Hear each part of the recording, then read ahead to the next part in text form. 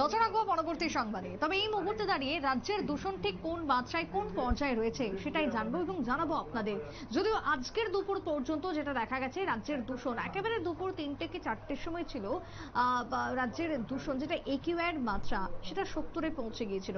তবে ত্রিপুরা বাদে নাকি বলছে দূষণে সমস্ত রাজ্য, বিশেষ করে উত্তর পূর্বের সব রাজ্যই নিরাপদ। তার মানে ত্রিপুরা নিরাপদ নয় দূষণের থেকে।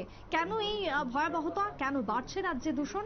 দূষণ মুক্ত বায়ুতে নিঃশ্বাস কি নিতে পারবো আমরা আদেও এই রাজ্য থেকে? কি বলছেন সেই জায়গায় দাঁড়িয়ে বিশেষজ্ঞরা, আমি জানবো বিস্তারিত ভাবে। সরাসরি নিউজ রুমে চলে যাবো, আমাদের প্রতিনিধি অঙ্কিতা বর্ধন রয়েছেন আমাদের সাথে। অঙ্কিতা, এই মুহূর্তে দাঁড়িয়ে রাজ্যের দূষণ মারাত্মক আকার ধারণ করেছে এবং এই দূষণ উত্তর পূর্বের সব রাজ্যের থেকে নাকি বেশি ত্রিপুরা। কেন, সেক্ষেত্রে কি ধারণা দেওয়া হচ্ছে, কি জানতে পারছো রাজ্যের এই দূষণ নিয়ে? একদমই, দেখো আমরা বর্তমানে অবগত রয়েছে যে দিল্লিতে কতটা মারাত্মক পরিস্থিতিতে রয়েছে, কারণ দিল্লিতে দূষণের মাত্রা যেভাবে বেড়েছে এই বছর তাকে কেন্দ্র করে কিন্তু জনজীবন বিপর্যস্ত। এবার দিল্লির সেই দূষণ কিন্তু এবার বাড়তে শুরু করেছে উত্তর পূর্বেও, কারণ বাতাসে বিষ মিশতে শুরু করেছে। যে পরিসংখ্যান এখনো পর্যন্ত উঠে এসেছে সে পরিসংখ্যান অনুযায়ী বলতেই হচ্ছে যে দিল্লির পর কিন্তু উত্তর পূর্বের বেশ কয়েকটি জায়গায় এবার দূষণ বাড়তে শুরু করেছে। এবং গতকাল আমরা এই সংক্রান্ত একটি খবর তুলে ধরেছিলাম, যেখানে দেখা গেছে রাজ্যে চলতি সপ্তাহে 256 ছিল দূষণের মাত্রা। তাই সেক্ষেত্রে কিন্তু এবার উত্তর পূর্বের এই রাজ্যেও দূষণ বাড়তে শুরু করেছে।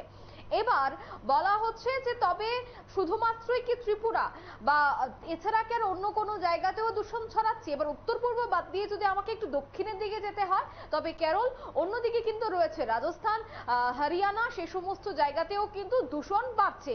এছাড়া রয়েছে ব্যাঙ্গালোর, যেখানে ধীরে ধীরে দূষণের মাত্রা প্রতিনিয়ত ঊর্ধ্বমুখী, অর্থাৎ গ্রাফ ঊর্ধ্বমুখী হচ্ছে।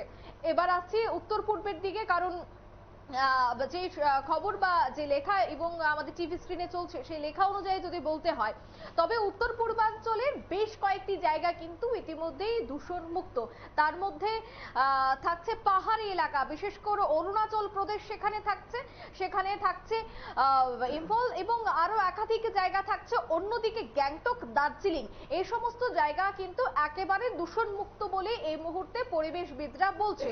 অর্থাৎ ইন্ডিয়ান পলিউশন কন্ট্রোল বোর্ডের যে তথ্য, সেই তথ্য অনুযায়ী যা জানা যাচ্ছে তাতে অবশ্যই বিষয়টা স্পষ্ট যে ত্রিপুরা ছাড়া আরো বেশ কয়েকটি রাজ্য, শিলং সেখানে থাকছে গ্যাংটক, সেখানে থাকছে দার্জিলিং, সেখানে থাকছে অরুণাচল প্রদেশ, যদিও মণিপুর একটু দূষণের কবলে পড়ছে। এবং এছাড়া উত্তর পূর্বাঞ্চলের বাকি রাজ্যগুলি যে দূষণ মুক্ত এবং সেখানের পরিবেশ যথেষ্ট মনোরম রয়েছে, এবং যারা ঘুরতে পছন্দ করেন, যারা উন্মুক্ত বাতাসে ছুটির সময়টা কাটাতে বেশি পছন্দ করেন, তাদের জন্য কিন্তু থাকছে এই কয়েকটি রাজ্য উত্তর পূর্বাঞ্চলের জন্য। এবার যদি বলতে হয় দিল্লি, রাজস্থান, হরিয়ানা, পাঞ্জাব, ব্যাঙ্গালোর, সে সমস্ত জায়গায় কিন্তু দূষণের বার্তা ক্রমশই বেড়ে চলছে। তাই অনেকে এতদিন মনে করতেন যে পার্বত্য রাজ্যগুলিতে যদি একটু শান্তিতে বা একটু ভালো শ্বাস ফেলতে হয় তবে উত্তর পূর্বাঞ্চলে যেতে হবে এবং সেখানে ভ্রমণ করতে হবে। এই বিষয়টা প্রত্যেকের মধ্যেই কাজ করতো, কিন্তু না, এবার যে পরিসংখ্যান উঠে এসেছে সেই পরিসংখ্যানে কিন্তু দেখা গেছে উত্তর পূর্বের বেশ কয়েকটি জায়গা থাকলেও সেখানে কিন্তু ত্রিপুরা নিরাপদ নয়, কারণ ত্রিপুরায় 256 দূষণের মাত্রা। আর এই দূষণের মাত্রার জন্য কিন্তু এবার চিন্তিত রয়েছে রাজ্যের পরিবেশবিদরা, কিভাবে তা মোকাবেলা করা সম্ভব এবং আগামীতে কিভাবে দূষণ নিয়ন্ত্রণ করা সম্ভব হবে সে বিষয়টাকেও সরকারের খুব ভাবা দরকার বলে মনে করা হচ্ছে। কারণ আমরা জানি যে উত্তর পূর্বাঞ্চলে যদি ট্যুর করতে হয় বা ঘুরতে ইচ্ছে হয় বা ভ্রমণ করতে হয়, সেক্ষেত্রে অনেকেই ত্রিপুরাতে আসেন। তার মধ্যে উল্লেখযোগ্য হচ্ছে ত্রিপুরেশ্বরী মন্দির, জম্পুই হিলস এবং ঊনকোটি, এইগুলি দেখার জন্য, অর্থাৎ পাহাড়ি এলাকা দেখার জন্য ত্রিপুরাতে আসেন। কিন্তু যে পরিসংখ্যান বেরিয়ে এসেছে সেই পরিসংখ্যান বেরিয়ে আসার পর কিন্তু রীতিমতো উদ্বেগ বাড়ছে, ট্যুরিজমে তার প্রভাব পড়তে পারে বলে মনে করা হচ্ছে। তাই ট্যুরিজমে যেন প্রভাব না পড়ে, এই শীতকালীন সময়ে যেন ট্যুরিজম বা যারা ট্যুরিস্ট রয়েছে তারা যেন রাজ্যে আসতে পারে, এই একটা ব্যবস্থা কিন্তু অবশ্যই গ্রহণ করতে হবে এবং দূষণ মুক্ত রাখতে হবে রাজ্যকে।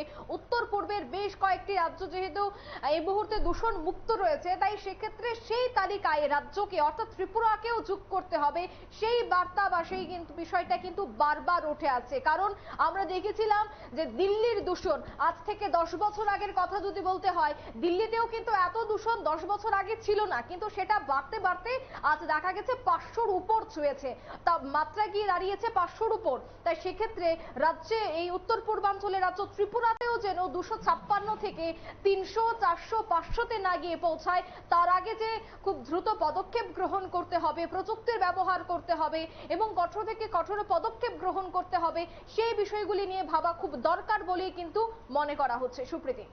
বেশ, ধন্যবাদ তোমায় অঙ্কিতা। অর্থাৎ এই মুহূর্তে দাঁড়িয়ে রাজ্যের দূষণ বাড়ছে এবং এই দূষণ বাড়ার পেছনে যে কারণ রয়েছে এবং এই দূষণ এর কারণ খুঁজে বের করে সেক্ষেত্রে তাকে কমানো, রাজ্যের পরিস্থিতিও যাতে কার্যতপক্ষে অন্যান্য রাজ্যের থেকে ভালো মতন হয়, উত্তর পূর্বের ক্ষেত্রেও যদি বলি অন্যান্য রাজ্যের মতন যাতে সমতুল্য হয়, দূষণ যাতে না ছাড়িয়ে যায় সেদিকে যাতে পদক্ষেপ গ্রহণ করা অনতি বিলম্বে দূষণ নিয়ন্ত্রণ পর্ষদ, সেই দাবি এখন রাজ্যের সাধারণ মানুষের পক্ষ থেকে উঠতে শুরু করেছে।